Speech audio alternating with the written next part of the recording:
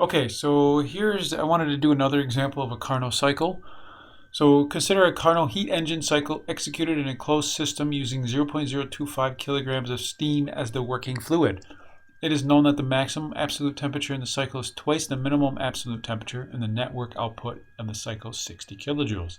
If the steam changes from saturated vapor to saturated liquid during heat rejection, determine the temperature of the steam during the heat rejection process. Here's my givens. A Carnot heat engine.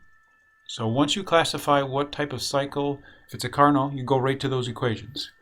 I give you the mass. TH is 100K. TL is 50. Okay. I just picked those. It's 2 times. It doesn't really matter. The net output is 60 kilojoules. So here's the cycle. It's very similar to state 3 to 4. And what happens is we go from a saturated vapor to a saturated liquid.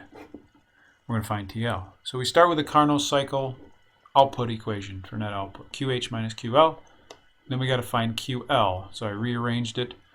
QL is QH minus W net, because we can use QL, and I'm going to show you that in a second what that is. So we got to find QH. We find QH from the efficiency equation. So QH is W net over the efficiency. And then I plug that back into QL because we know W net. Now we can find the efficiency. And the efficiency of a Carnot is just 1 minus TL over TH. We get the efficiency to be 0.5. We plug it in. We get QL 60 kilojoules.